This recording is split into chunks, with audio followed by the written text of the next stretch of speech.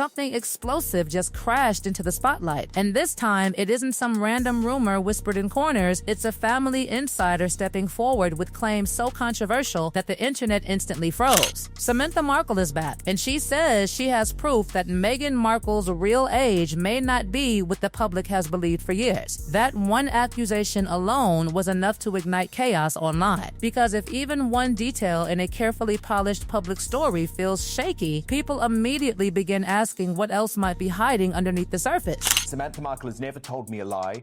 Every single thing that she has said about either you or Meghan has checked out factually. And she is now suing Meghan. You're prepared to testify for Samantha against Meghan? Is that correct? That's the whole thing. The Scooby character gets information from Meghan, but odd little man. It's all lies. For years, Meghan's image has looked almost untouchable. Smooth timeline, clear milestones, perfectly arranged chapters from Hollywood actress to global royal headline maker. Everything seemed aligned. Everything seemed controlled. Everything seemed clean. But now Samantha is dragging attention back to details she says never added up in the first place. And suddenly, what many once dismissed as bitter family drama is being re-examined through a very different lens. Was she ignored too quickly? Or is this just another storm built on noise? That question alone has people spiraling.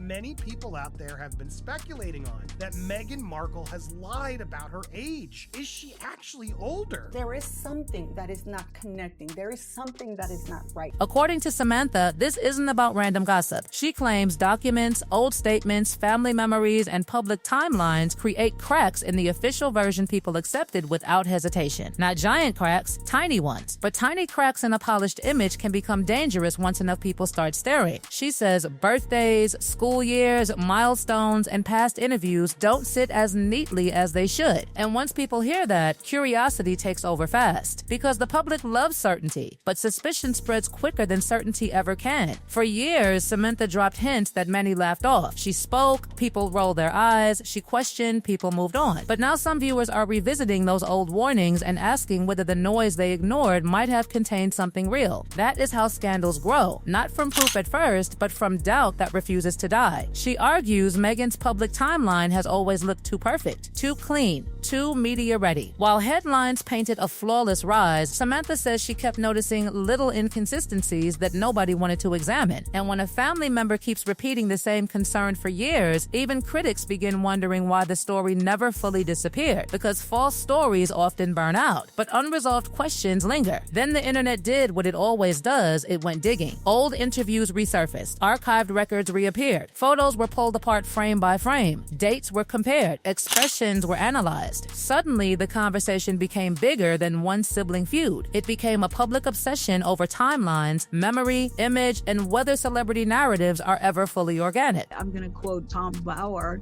by saying, he said, look, we all laughed at Samantha and she was right, and everything she said has come true. But if you look at this, Meghan Markle has been incredibly quiet about the birth, but mostly the pregnancy of these children. Everything has been shady. The one who's been blabbing and saying crazy things is Prince Harry. Now, to stay grounded, none of these claims are confirmed facts. That matters. But what makes this story dangerous is repetition. The same questions keep resurfacing. And when questions refuse to vanish, people assume there must be smoke somewhere. Some observers point to moments where early life stories, school periods, and interview references feel slightly misaligned. Maybe harmless mistakes, maybe normal memory drift, or maybe something more strategic. That uncertainty is exactly what fuels the frenzy, because this is no longer just about age, it has become about branding. Public figures carefully shape how the world sees them. That is not unusual. It happens constantly. But when every chapter looks cinematic, every transition looks elegant, and every narrative lands perfectly, people naturally wonder how much was real and how much was managed. Samantha knows that curiosity exists, and she keeps pressing on it relentlessly. She says childhood memories don't align with the public version. Specific moments, specific ages, specific family recollections. Again, none of it proves anything outright, but proof is not always what drives public fascination. Sometimes it is pattern, sometimes it is persistence, sometimes it is the uneasy feeling that a story may be smoother than real life usually is. Then things became even messier when old family photos were re-examined. Some online users claimed Meghan appeared older in certain images than expected under the accepted timeline. Does appearance prove age? Of course not. But in the court of internet opinion, suggestion alone is enough to set fire to a room. And once people begin comparing faces to dates, logic often exits through the back door. Still, Samantha insists she is not trying to create chaos. She frames herself as someone connecting dots nobody else wanted to connect. That framing matters. Because if she appears emotional, critics dismiss her. If she appears calm and methodical, listeners lean closer. And lately, more people seem willing to listen than before. Then another layer entered the drama, Thomas Markle. Meghan's father also shared concerns over timelines and memories that in his view didn't fully match the public story. He described remembering birthdays, graduations, milestones, and keepsakes that felt clearer than the version later presented publicly. Again, personal memory is not legal evidence, but when two family voices echo similar doubts, attention intensifies. Thomas reportedly questioned whether polished profiles had refined reality into something more media-friendly. Not a complete fabrication, but a cleaner version, a brighter version, a version designed to flow perfectly on paper. And that accusation hits deeper than age ever could, because if people suspect image management in one area, they start questioning everything else. Then came the detail that truly detonated online. An old March 1997 issue of 17 magazine allegedly listing Meghan as age 21. That claim spread fast because it created a direct conflict with the accepted birth year of 1981, which would place her in her mid-teens at that time. Was it a printing mistake? Wrong identity? Editorial error? Entirely possible. But once printed material enters a controversy, it feels heavier than random online chatter. And people know that. For Samantha, this seemed like vindication.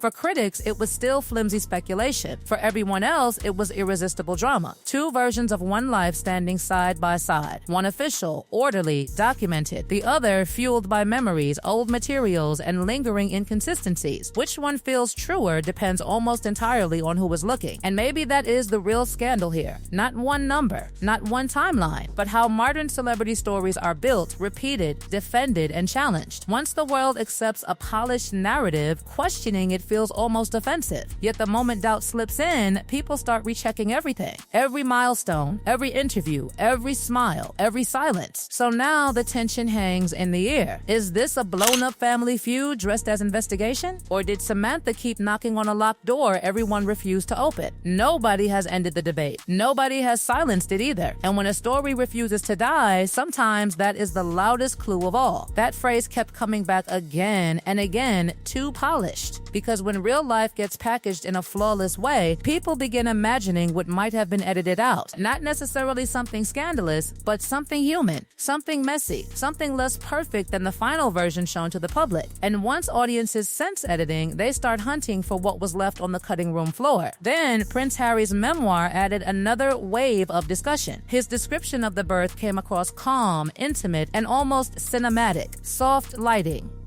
Smooth flow. Meghan appearing strong and composed throughout. It read like a deeply personal memory, but some readers with medical familiarity began pointing out details that they felt didn't fully match common hospital procedures. Not accusations, not conclusions, just observations that sparked more conversation. And conversation is all controversy needs to survive. Hospitals, especially secure and high-profile facilities, follow structured processes. Recovery after certain procedures often involves monitoring, paperwork, checks, and time. Yet in the retelling, the sequence felt fast, very fast. Recovery, readiness, departure, transition into the next chapter. To some readers, it simply reflected selective storytelling focused on emotion rather than logistics. To others, it felt compressed enough to stand out. And once something stands out, it becomes a target for endless analysis. Then came the practical side. Leaving a central London hospital with security considerations, newborn care, transportation planning, and privacy measures is not a tiny operation. It involves layers, timing, coordination, staff movement, public management. When people added those factors into the story, some felt the timeline looked even tighter than first imagined. Again, not impossible, but unusual enough to keep the discussion alive. That is the strange power of modern gossip. It doesn't need proof to move, it only needs a detail that feels slightly off. One compressed timeline, one old magazine page, one family memory that conflicts with the public narrative. Then everything gets linked together into a giant puzzle, whether it belongs together or not. And millions watch the pieces being forced into place. Some supporters said the explanation is simple: privacy. Powerful families often share selective versions of intimate events, and that is completely understandable. Others believe the issue is broader than privacy. They see it as image management, where every public moment is shaped for maximum impact and minimum mess. Both interpretations continue to exist side by side, which is exactly why the debate refuses to end. Then, the lens widened beyond one birth story and one age dispute. People began examining Meghan's entire public transformation. Actress to humanitarian, humanitarian to royal figure to global media force. Every phase seemed highly structured, each chapter cleaner than the chaos that usually surrounds real life. Reinvention is normal in celebrity culture, but critics argue Meghan's shift looked less like evolution and more like precision branding. Admirers, of course, see discipline, intelligence, and resilience. The divide could not be clearer. By the time the royal spotlight fully arrived, Meghan's public image looked almost bulletproof, confident, controlled, camera ready. Yet Samantha and Thomas kept insisting the person they knew carried more rough edges, more complexity, more contradictions than the global audience was shown. That contrast between private memory and public mythology is what keeps the whole saga burning. Because people are fascinated whenever two versions of the same person exist at once. One version is official, accepted, supported by records, repeated by institutions and media outlets around the world. The other version lives through family recollections, old materials, disputed interpretations,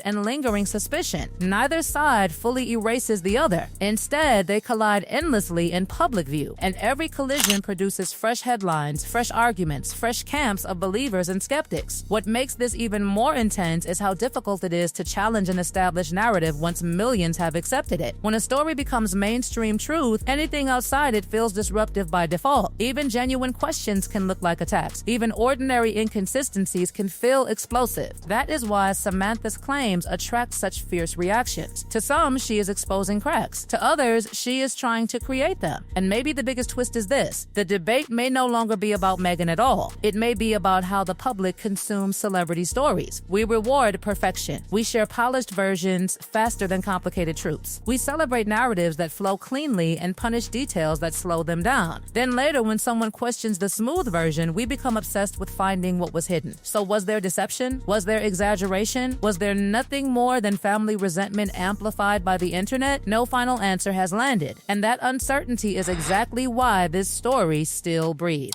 Because mystery survives where certainty fails. Every old photo, every archived interview, every remembered birthday, every public statement can now be pulled back into the spotlight and reinterpreted all over again. In the end, maybe this was never simply about age, pregnancy, timelines, or one magazine detail. Maybe it was always about perception versus reality. The person the world meets versus the person relatives remember. The official version versus the emotional version. The clean headline versus the messy backstory. And until those two worlds fully align, the noise will continue, quietly at times, loudly at others, but always there, waiting for the next detail to surface.